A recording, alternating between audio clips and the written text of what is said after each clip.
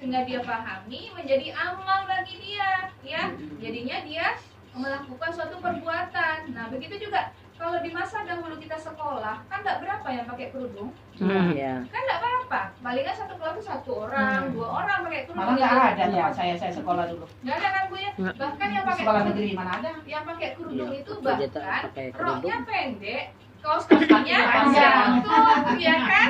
Iya. Nah, kan Padahal kayak ada gitu mau itu aja, ya. ya. Dan orang tua kita juga begitu, kita lihat mereka orang tua kita juga nggak berkerudung dulu Pakai ya. kepala aja, cuman Itu untuk kepala kepala aja. aja. Songkok aja. Selendang gitu ya. Atau tengkolok gitu kan. Songkok Tengkolok ya, tengkolok. Kalau gambut nampak sini kan tengkolok, namanya. songkok aja gitu kan. Selendang itu.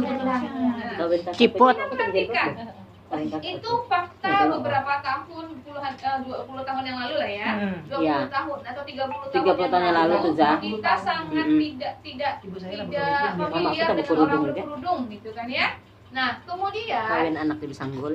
adakah saat ini orang yang banyak berkerudung, bahkan banyak orang berpakaian syar'i itu karena undang-undang? Enggak, Tidak. syariat Islam. Berdasarkan dari dakwah, sampaian dakwah Karena itu. bergeraknya para pengembang dakwah ya di tengah-tengah masyarakat mendakwahkan bahwasanya muslimah itu wajib menutup seluruh tubuhnya kecuali wajah dan telapak tangannya. Kerudung yang syar'i itu seperti ini, pakaian syar'i itu seperti ini, kaki nggak boleh kelihatan misalnya gitu ya. Itu karena dakwah, karena ngomong. Ya, jadi action dari sesuatu perubahan itu karena ngomong, ya. Nah, karena dengan omongan inilah ya bisa menembus pemahaman seseorang, gitu ya. Mantap. Jadi ketika yang diomongkan itu tergantung apa? Tergantung akliyah yang dia punya, gitu kan ya. Nah, tergantung pola pikirnya. Ketika pola pikirnya sudah Islam ditambah dengan sikapnya, pemenuhan hajatul udhawiyah, pemenuhan gorizahnya sesuai dengan Islam, melahirkanlah nafsiyah Islam, maka akliyah ditambah dengan nafsiyah yang dua-duanya Islam, menjadilah seseorang itu memiliki yang namanya syakhsiyah Islam. Lahirlah orang itu yang namanya berkepribadian Islam, ya, gitu kan ya. Nah, maka orang inilah yang akan bergerak di tengah-tengah masyarakat mendakwahkan Islam yang sesungguhnya, gitu ya. Nah, maka kita lihat ada orang dia punya akliyahnya Islam, dia tahu itu halal, itu haram, ini boleh, ini tidak, tapi tidak sesuai dengan sikap. Berarti orang ini tidak dikatakan orang yang bersaksi Islam. Ya. Belum dikatakan dia memiliki kepribadian Islam. Ya.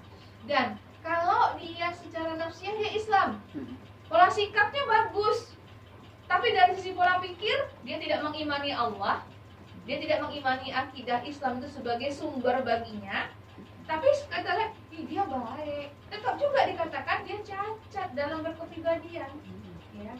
Meskipun baik dalam tanda kutip, karena nanti di yaumil akhir dikatakan baik itu kalau orang itu ditempatkan oleh Allah di tempat yang tertinggi, yaitu di surganya Allah. Ya. Jadi kadang-kadang kacamata kita melihat dia baik meskipun dia tidak berakidah Islam, berarti nafsiyah saja, ya. Tapi akliyahnya belum, berarti belum berkepribadian Islam, gitu ya. Nah, maka disinilah kalau kita lihat ya, seseorang itu yang ketika pemenuhan akal sudah bagus, nafsiyahnya sudah bagus. Nah, ini yang penting yang harus kita jaga tadi ya. Ada nafsiyah tadi. Terkadang sering kepleset juga. Iya. Ya, nah ini yang mesti kita pupuk terus ya, sehingganya pada diri kita itu dikatakan oh dia sudah memiliki kepribadian Islam. Jadi bukan dari cara dia berjalan gitu ya Bu ya, bukan cara dia duduk, bukan bagaimana bentuk hidungnya atau bentuk fisik yang lainnya, bukan. Orang itu dikatakan berkepribadian Islam ketika